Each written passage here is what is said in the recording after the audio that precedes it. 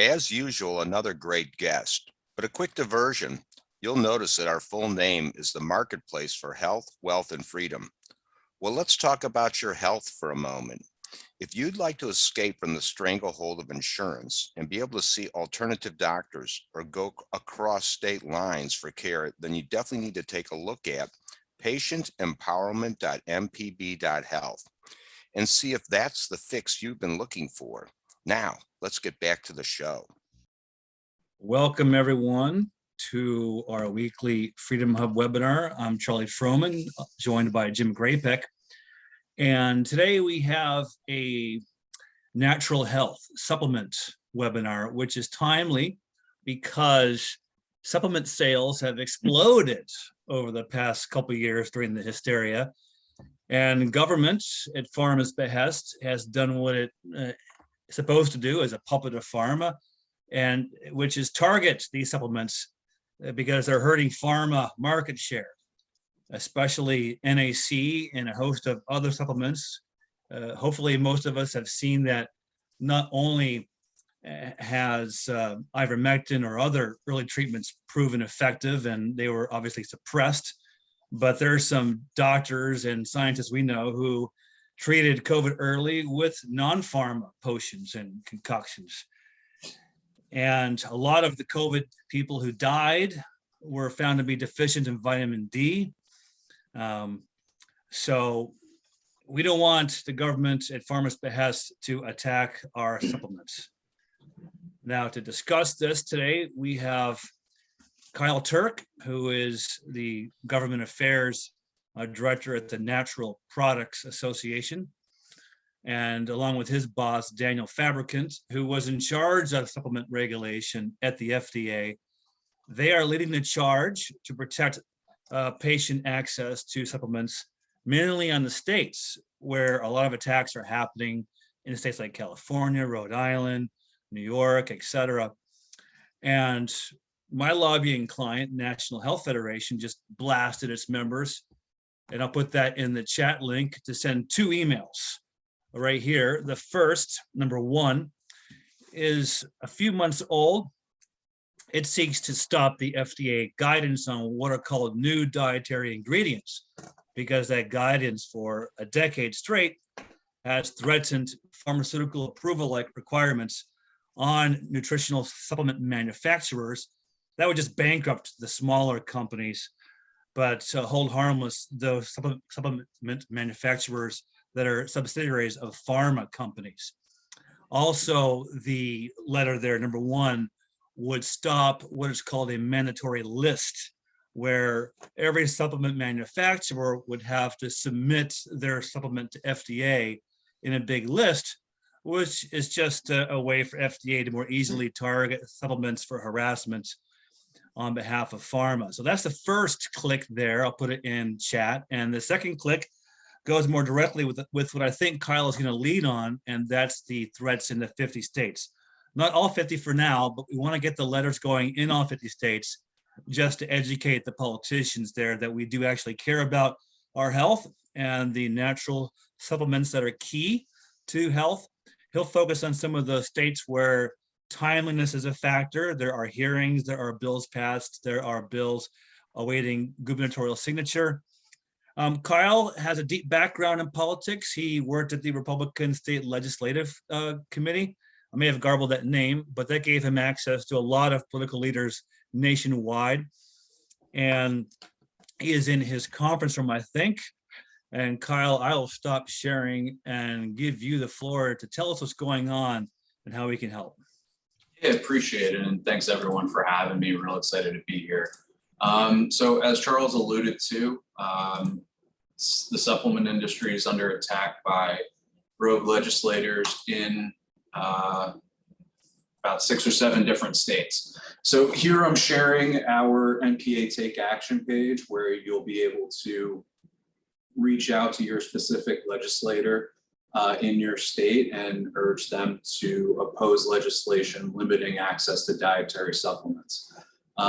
Primarily, the big two states right now that we're experiencing significant attacks are California and New York.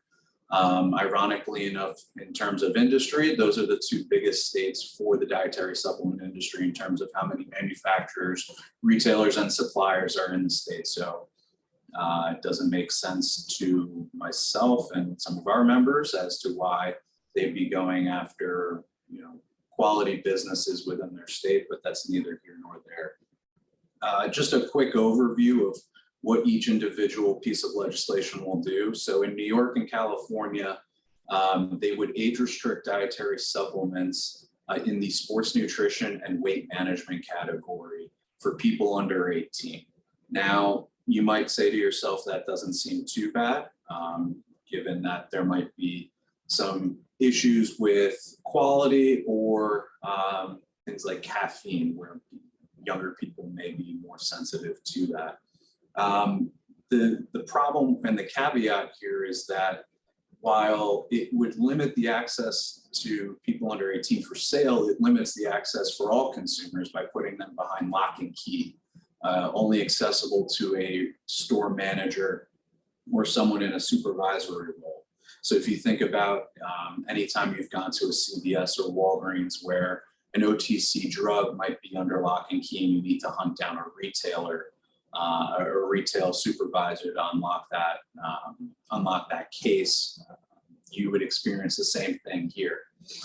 The other big element to the New York and California bill is that while it does list out some ingredients that would be banned, it gives a lot of power to the eating disorder community as well as the Department of Health to pick and choose which dietary supplements would be prohibited and limited.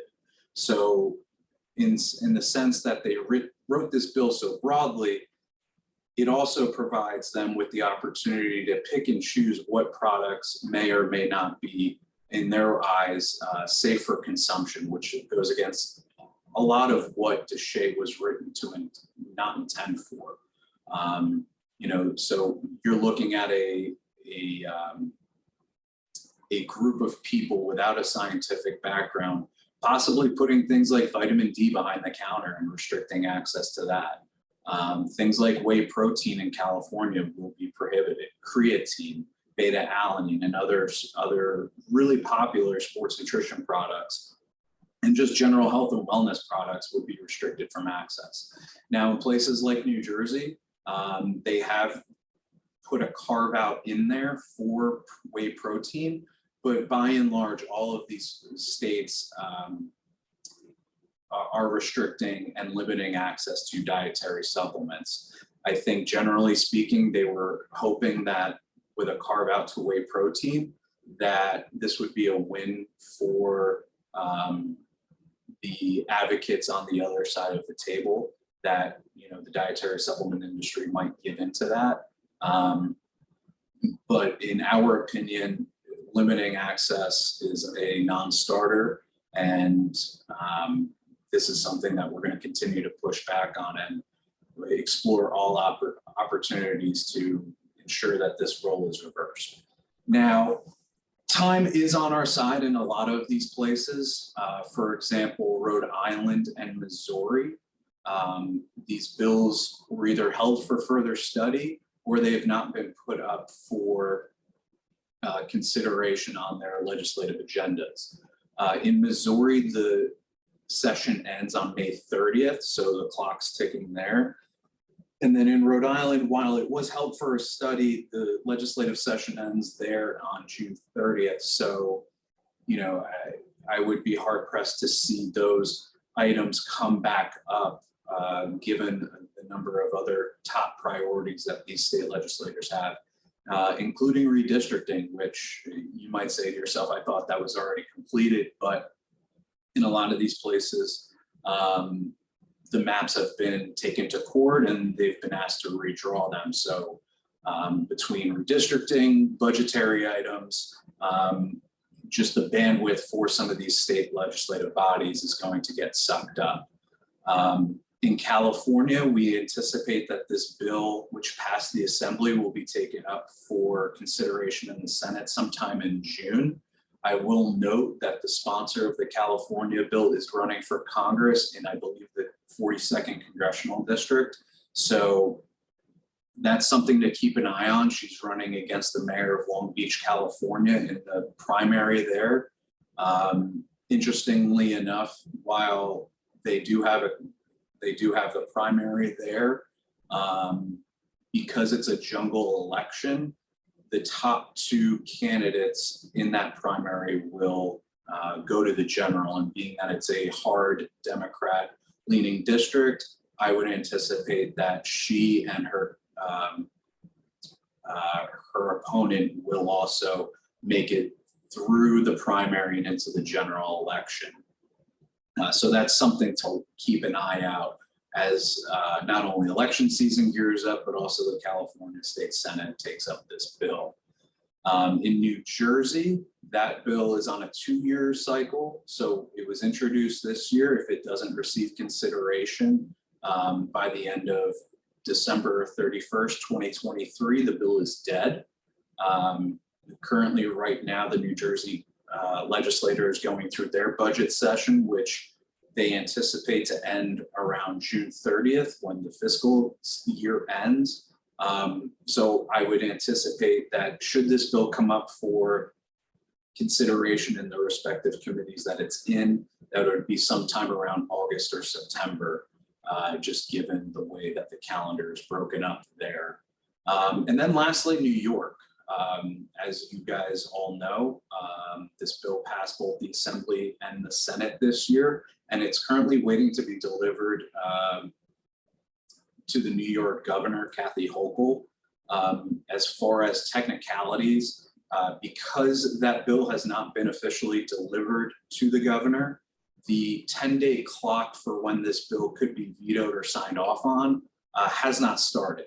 So in New York, once that bill is delivered, the governor has 10 days to either veto the bill or sign/not act on the bill, making that bill automatically law. So that's something to keep an eye out there. NPA has been actively engaged in all of these states, working with legislators and their staffs to not only understand consumer concerns, but industry concerns as well. I'll say some states have been more open to conversations and dialogue than other states. Not going to name names, but we've seen some progress with some staff and some legislators as opposed to some other places where unfortunately just there's not a want to have conversation. So by and large, that's kind of the rundown for the state legislators and where supplements are under attack. Here, as you can see, we have all of our grassroots campaigns here. This one right here is for Rhode Island. You have California. We can get into pre-market approval for dietary supplements. Charles, if you would like, love to talk about mandatory product listing when that comes up for discussion on the agenda. And then you have the New York bill, the Massachusetts bill, et cetera. If you would like to sign up for alerts from NPA, you can do that here on the right side. And happy to answer any questions that you all might have as it relates to the dietary supplement industry and what state governments are doing to restrict access. Thanks, Kyle. And I'll ask a couple questions. But folks, if you want to click the raise hand icon, you should find it around your Zoom controls, maybe under reactions or under ... more. I know folks struggle to find the raise hand icon, but if we could use that, that would be great. So from your update, Kyle, it seems that supplements will be restricted in New York this year. That's a Democrat state. We had the same dynamic in Virginia with a vaccine mandate bill of some sort. I forget what happened, but it was the same dynamic awaiting the governor's signature. Or maybe it was DC's attack on parental rights. There was a time window for the mayor to sign it and get it over to Congress where a time line started. And anyways, I guess some blast to the governor in New York would help. Some emails Would, there. Yeah, it absolutely would. When this bill first passed the assembly last year, we had multiple conversations with the then governor's office on this bill. We raised our concerns with it, and there was a dialogue there.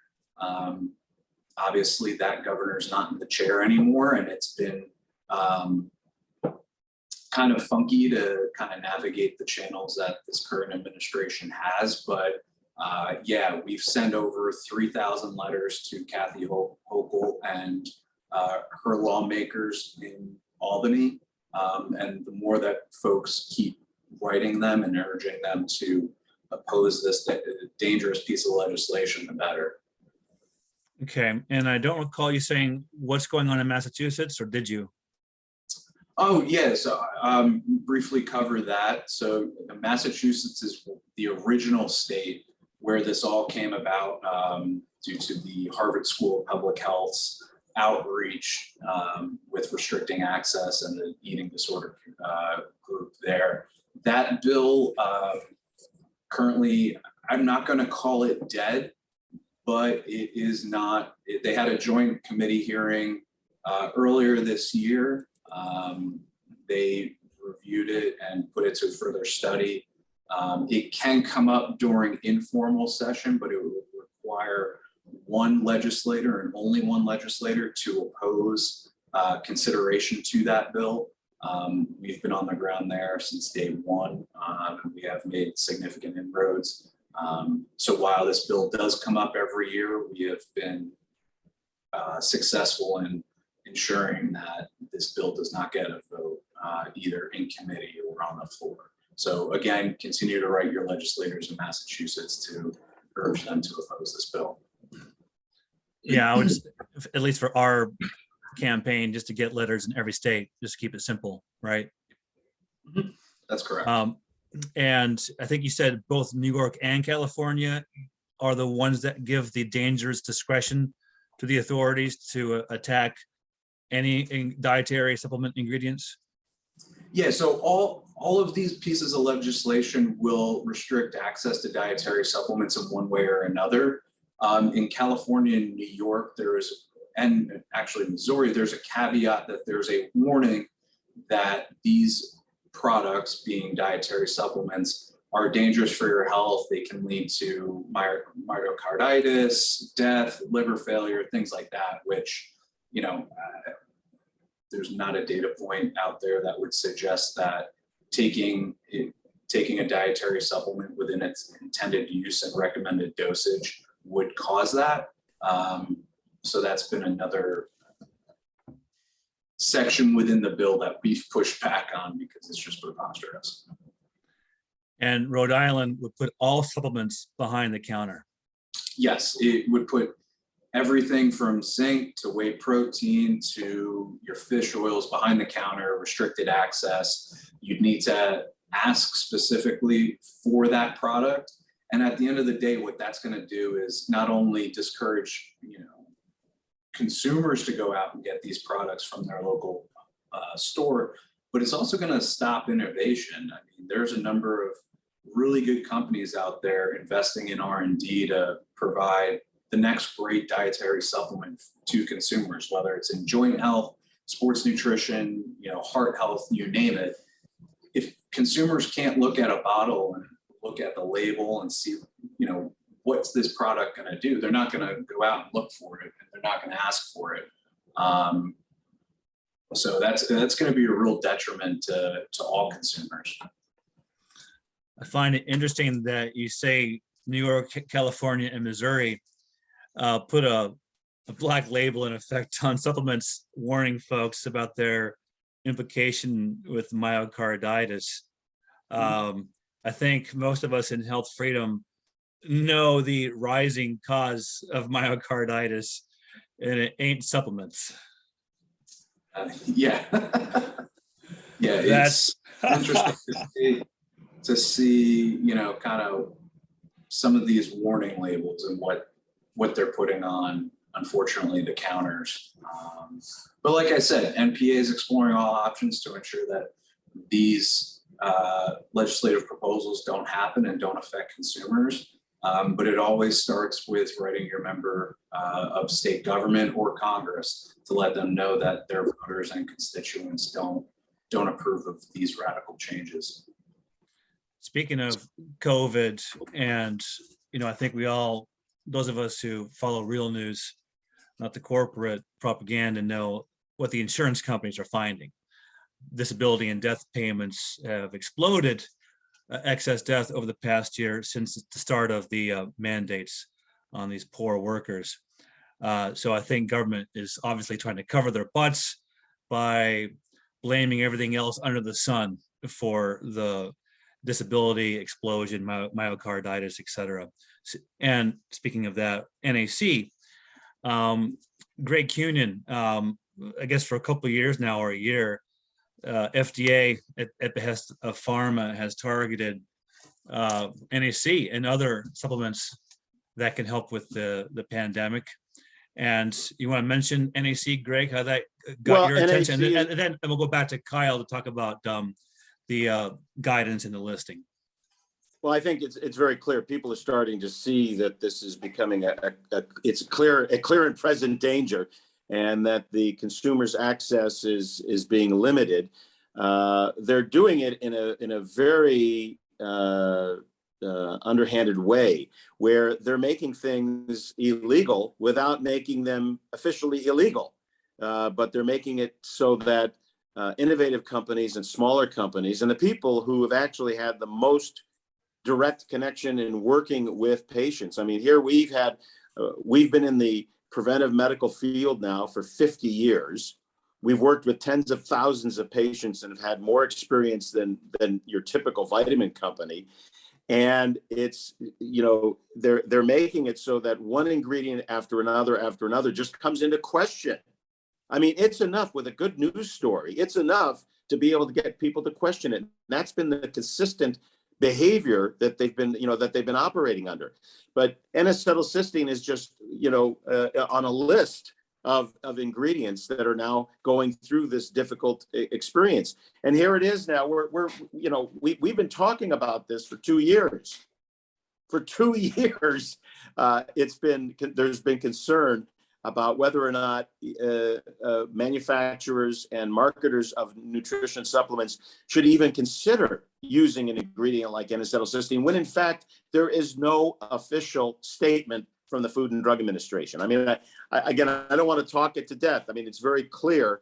It's been a supplement. This is a violation of DSHEA, and it's just one of the ingredients, just like vinpocetine, just like folinic acid, and these very strategic, very important elements that are, most of them naturally found in the human body, are becoming impossible to get.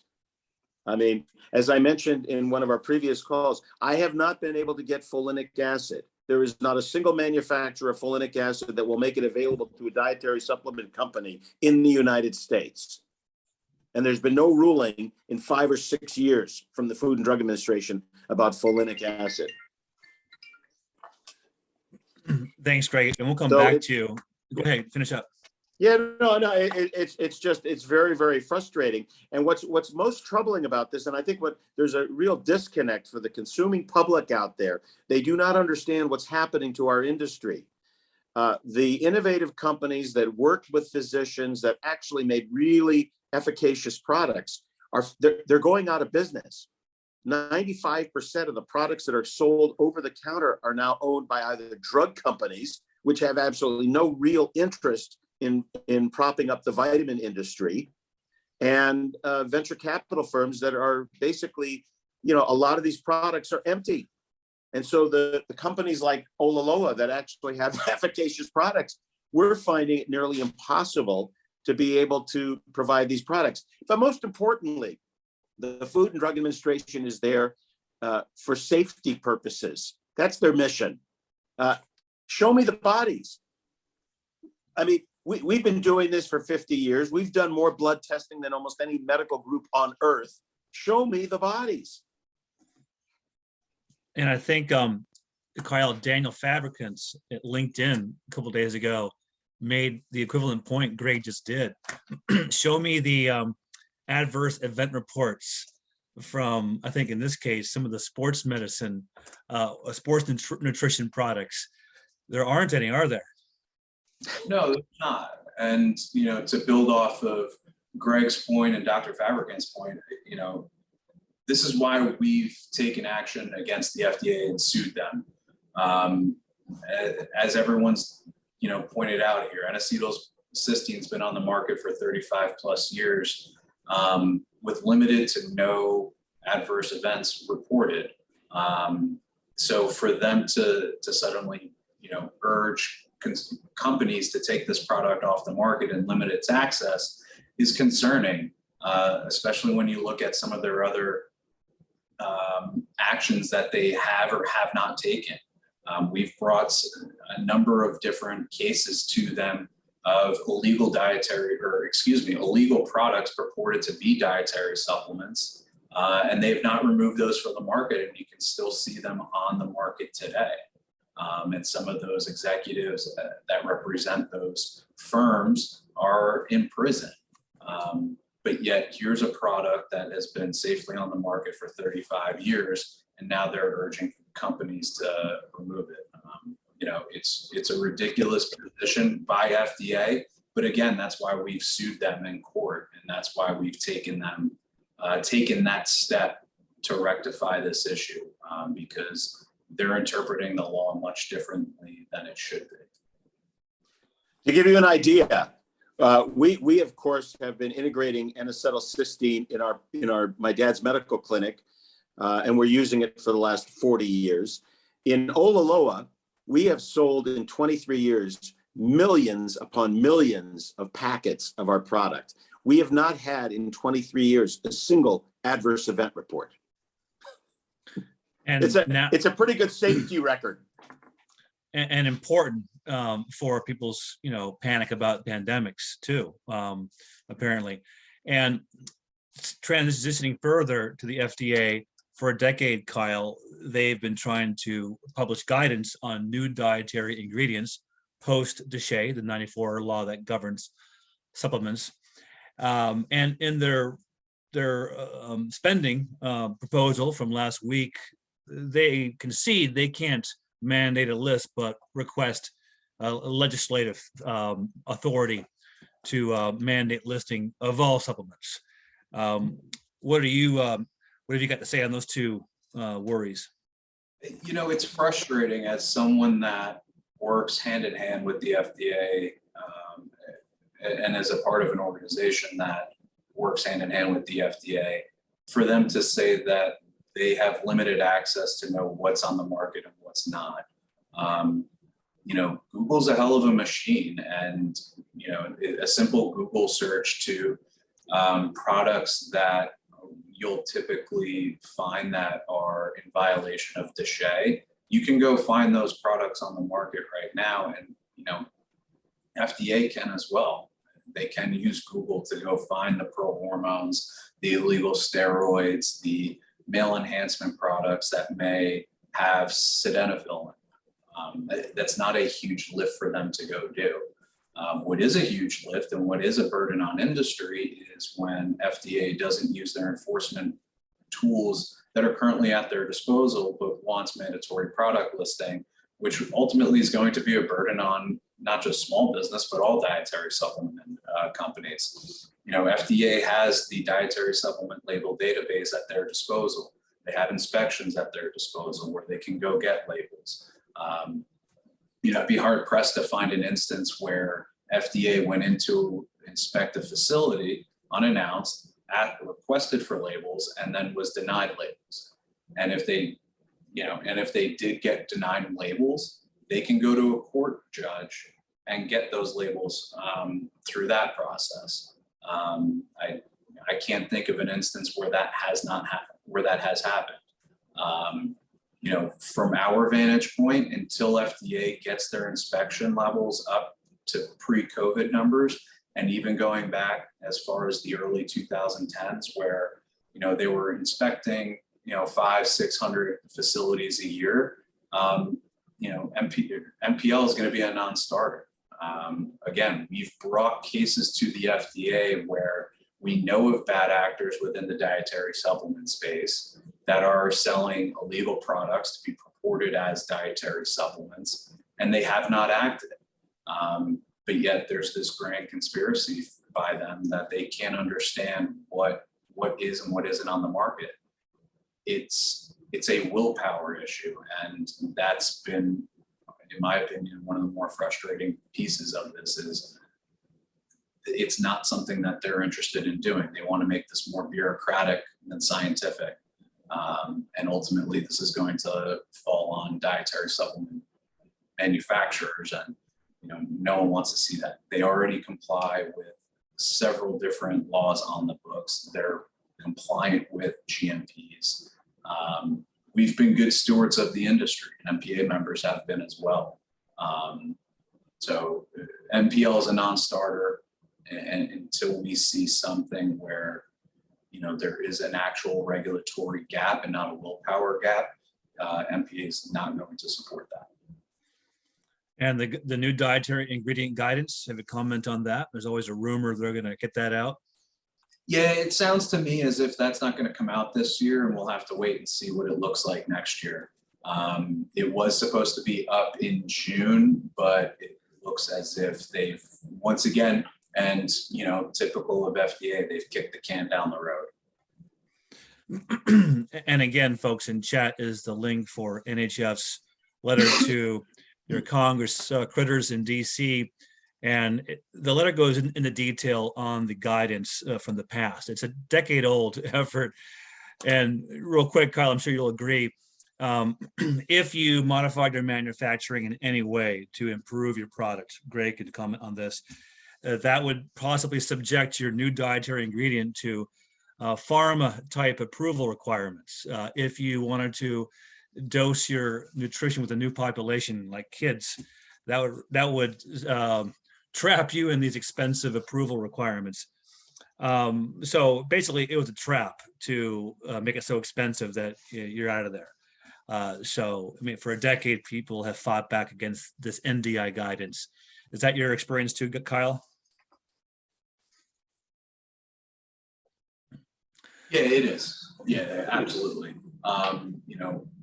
We're waiting to see what it looks like.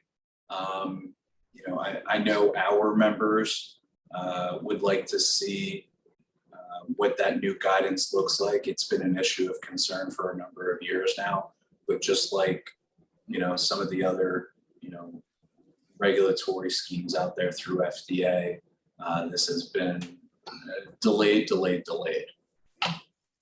Yeah, and the third thing I forgot to say was increased dosage. I think we all know that, hefty doses of some nutrients are really good for you. And if you try that, that's another trigger for the new dietary ingredient guidance, at least in past drafts.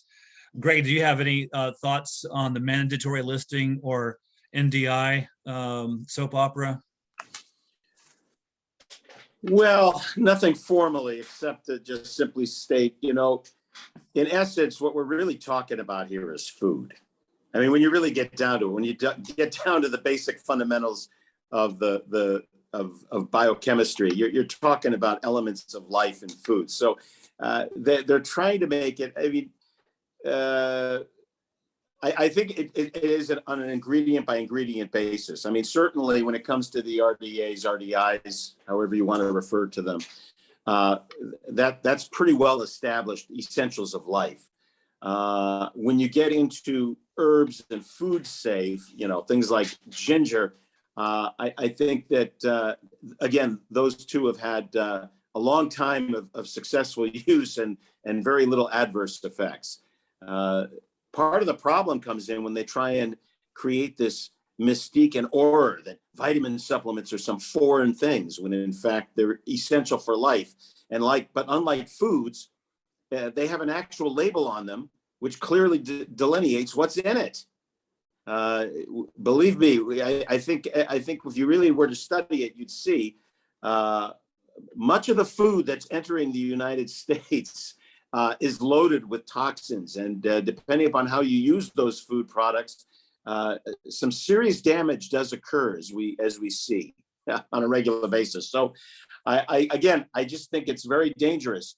There's a method by which we're able to protect society and the consumer. And if a company adulterates a product and is committing fraud, then they have reason to be able to act. Other than that, things are working pretty well. Kyle, do you have a comment, or we can go to Linda, who has a question? Yeah, no comment here. I think, agree with Greg. It's been frustrating, but let's get to Linda. Linda? Yes, very interesting, very hot, and very sad topic, the supplements. I studied them at least for 6 years. A study done in New York, analyzing many supplements in the market, they found that in 4 out of 5, it was nothing inside as was written in the label. So maybe they had those constituents in the beginning, but then they started changing and things like this. So as bad as our food, normal food is, many supplements are bad as well. And there is a very important and serious issue. When we eat, normally we feed our microbiome, like the trillions of bacteria and fungi in our gut. And then those microorganisms transform those materials to substances that are absorbed and beneficial to our organism. Like we say, we need phytosterols. No, we don't need. The bacteria need them, not our organism. So the bacteria like the normal food. If you give to them a supplement, let's say to separate, if you take one vitamin D alone with no other additives, vitamin D and hormone is very important, and we need to have levels covering the period between 60 and 80, no less. Anyway, the problem is only vitamin D without exposure to sun is so poor, has not the so-called beneficial effects. Now, if you start, instead to give one vitamin, put 2-3 vitamins plus other extracts from herbs, then the microbiome, the bacteria in our gut get crazy. They cannot digest or assimilate all that. They become toxic for them, and no one talks about microbiome. This is, I am very concerned.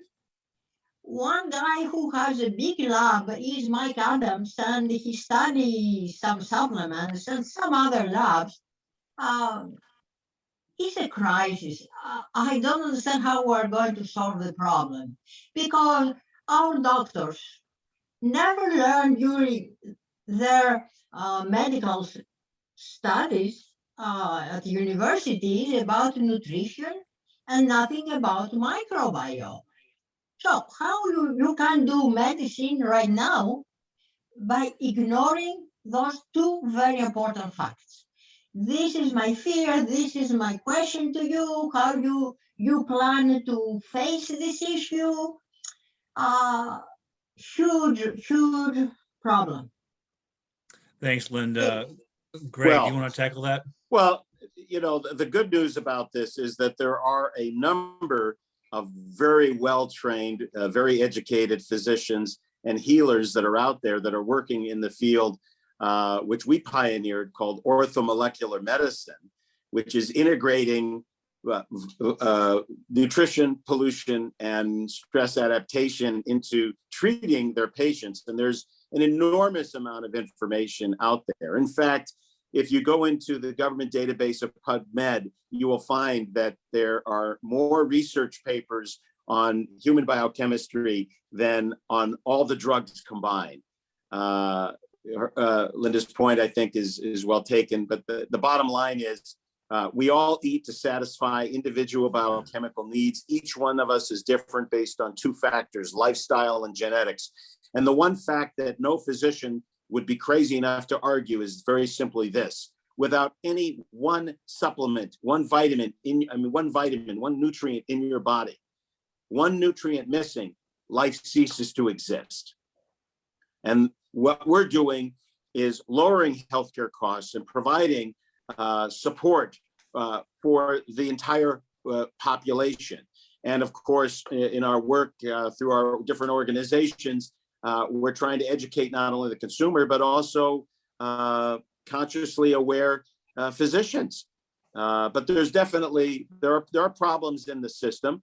But, you know, interestingly enough, when it back to the topic at hand, when it comes to supplements, the fact is GMPs are there, inspections are there. The facility that I work with, we don't actually manufacture. We have a third-party manufacturing facility that produces our product to our specifications. They're inspected throughout the year, multiple times a year by the Food and Drug Administration. The paperwork involved with certificates of analysis and, you know, you go right down the line, chain of custody on materials, testing. I mean, what it's very important for people to understand the cost associated with this.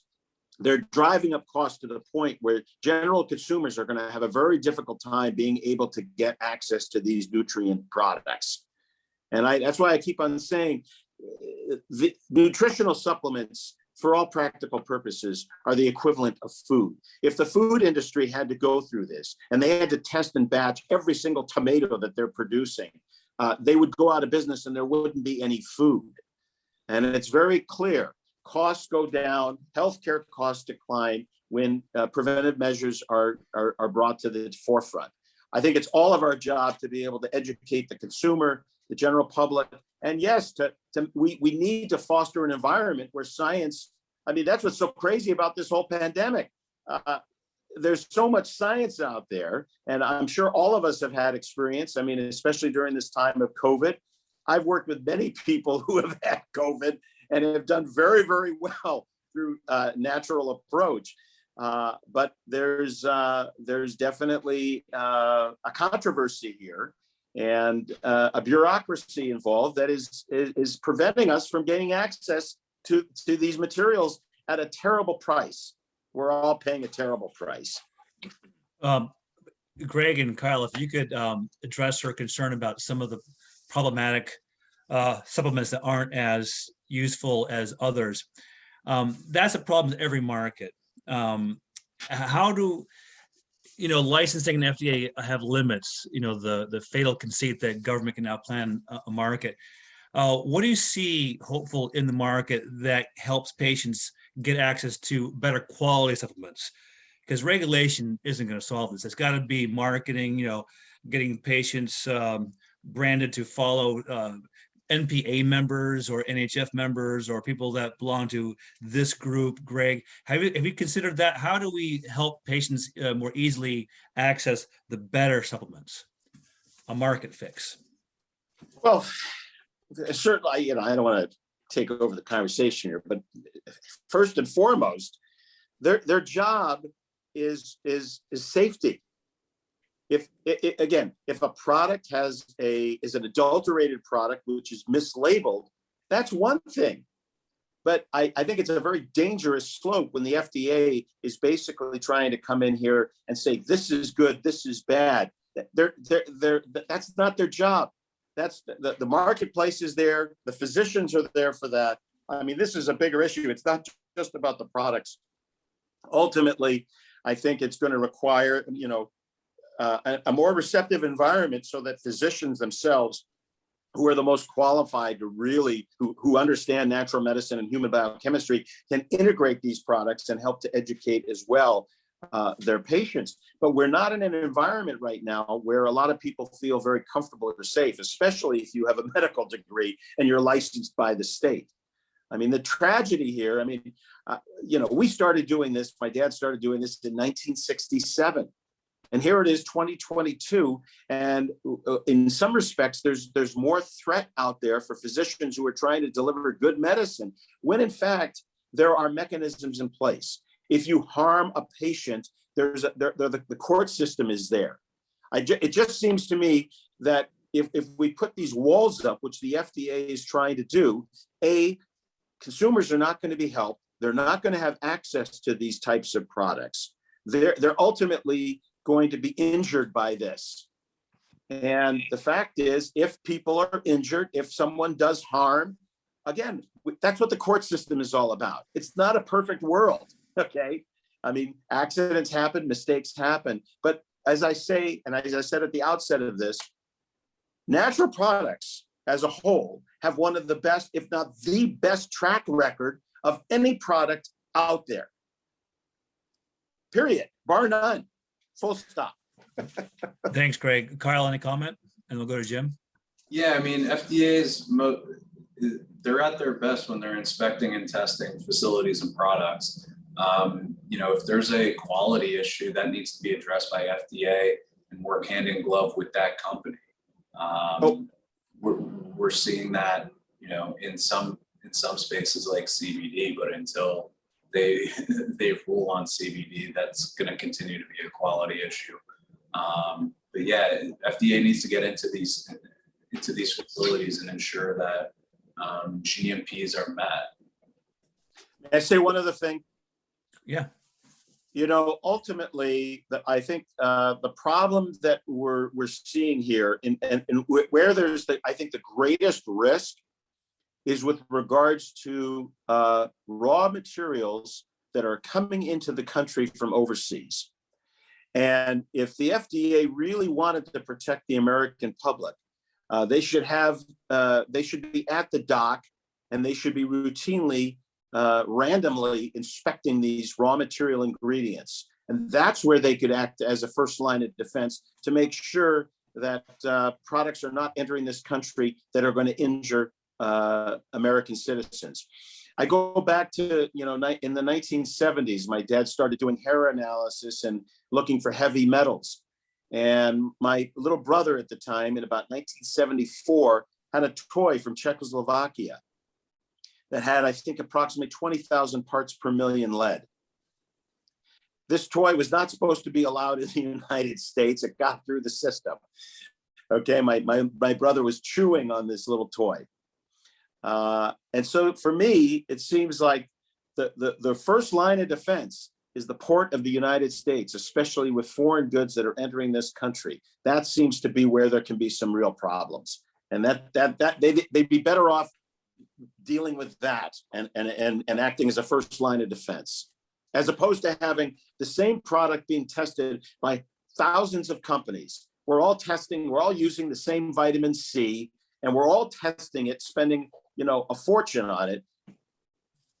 It's crazy. Thanks, Greg. Jim? Yeah, thanks. And maybe this is to you, Greg. I don't know this question. Coincidentally, this week I got an email that I could participate in a class action lawsuit because apparently this doctor's best glucosamine sulfate doesn't have glucosamine sulfate in it. I don't know. And they deny it. I was just looking at the court documents. I guess my question is, if I wanted to test this, I mean, is there a way that like consumers could, we could send a pill to a lab and say, what is this? And I could find out for myself? Well, there are analytical labs that are out there. And, there can be a mild standard deviation. So typically what you have to do is you have to have a quantity of product, and then they can do some analysis with it. Some labs I think are better than others. Generally speaking, it would be very unusual if they're listing it as a particular form of a supplement. You wouldn't find any of it in there. Yeah, yeah. Are they saying that there's no glucosamine at all? That's been Yes. they found no Yes. glucosamine. Well, that would be extraordinary. That would really be extraordinary. Maybe they're just trying to extort some money. I don't know. They that- actually well- said it's like glycosamine, I think hydride or hydrate or something, similar, but not that. Okay, well, yeah, I don't know the case, and I'd have to take a look at it. But that's wow, that's wild. Alex?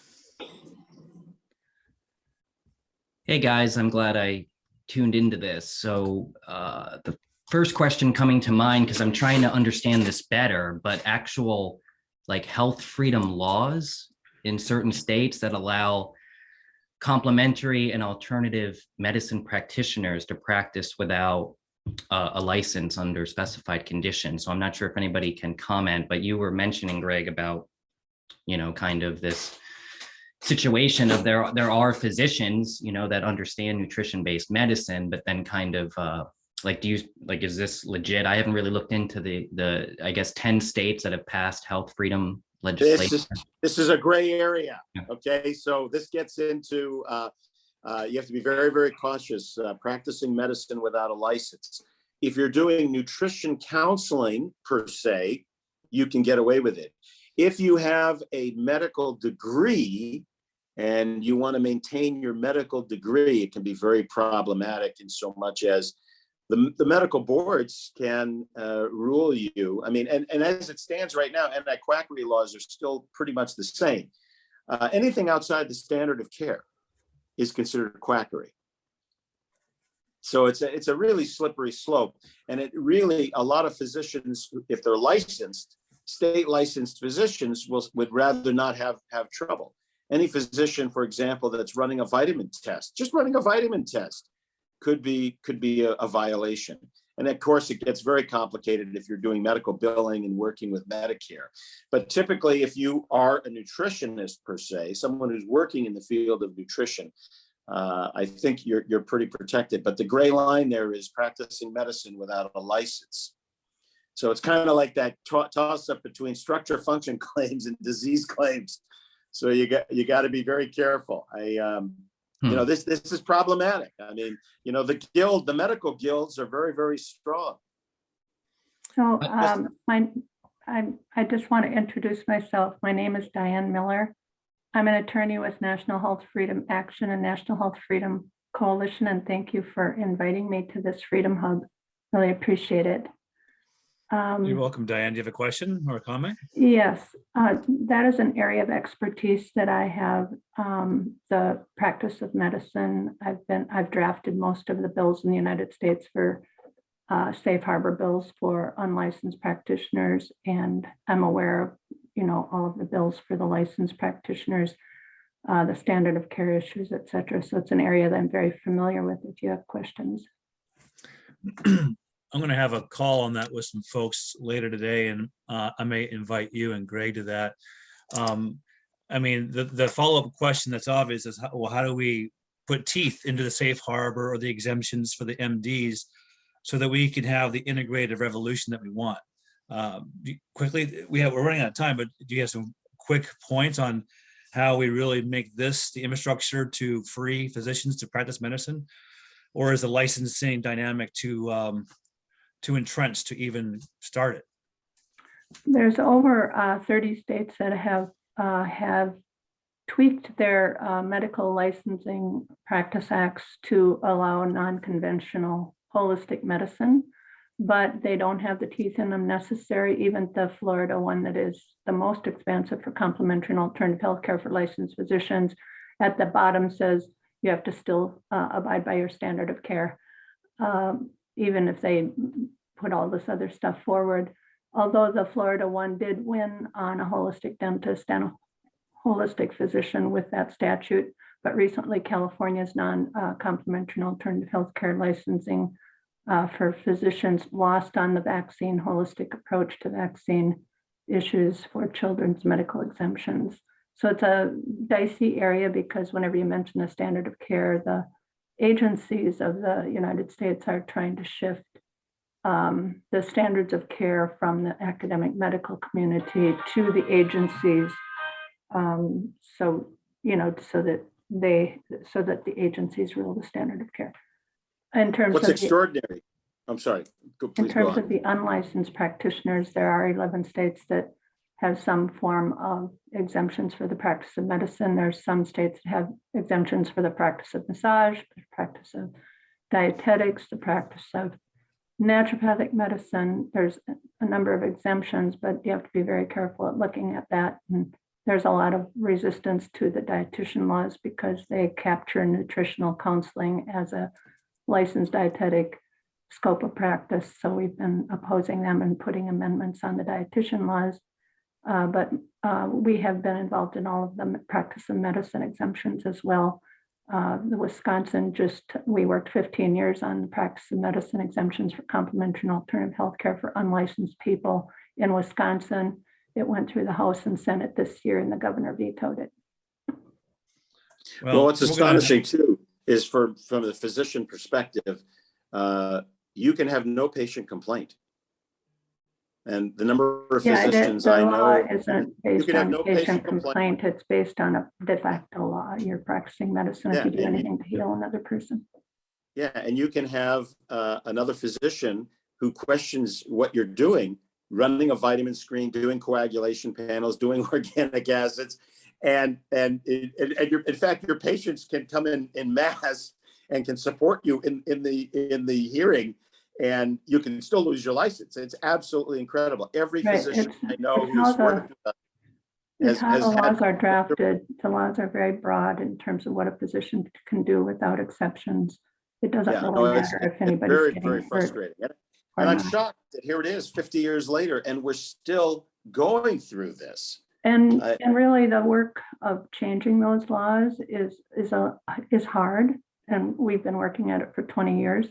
And a lot of people don't really care because it's a complex area. So citizens, really the only time they rally is when one of their docs gets shut down.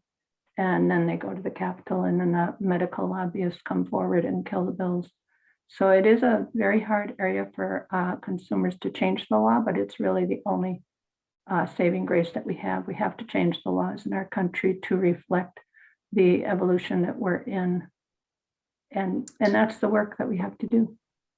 And I was curious on the printout from, I was curious from the printout of National Health Federation where it said 6 states are trying to shut down the dietary supplement sales and the listing of products. And I'm wondering if there are attorneys working on these issues in those states to testify at those hearings. That's what Kyle was presenting in the first part of this webinar, Diane, and we are sorry, out of time. No problem. And we'll have you back, Diane, because we had this topic a month ago. And I think there's a lot of potential here with the Great Awakening to really educate folks about this as maybe a possible panacea for the integrated medical system that we all deserve and want. Kyle, do you want to say goodbye and give a final pitch how folks can get involved with NPA, and we'll close it up? Yeah, appreciate everyone inviting me out today. Just remember to visit NPA Nationals, npanational.org, and our Take Action page to write your members of the state legislature where they're restricting access to supplements. Outstanding. And in the shared screen is National Health Federation's campaign to do the same. We're all working together to protect access to supplements. And I want to thank Greg and Diane and the others who asked great questions. So what about your wealth? If your money could actually talk to you, would you listen to it? Well, with the DNA Network Academy, your money actually can talk to you. And it's going to tell you just what it told this client. This family had over 24 debts, mortgages, car loans, the works. They were on track to take 20 years to pay it all off and instead did it in 8.5. Plus, they did it without refinancing, making more money, or even changing their lifestyle. So find out for yourself with a free analysis that is completely confidential. No personal information, no social security numbers, no credit checks, none of that nonsense. But what is exciting is that the outcome of that report you receive is a guaranteed outcome for you. To get that report, head on over to bit.ly/debt to wealth. You will arrive at this simple form. Fill it in as simple as lender number 1 and credit card number 2. What really matters is the accuracy of your numbers. You'll be able to see that if instead of 20 years or whatever your number is, that you may actually be out of debt and on your way to wealth in as little as 6.3 years like this client.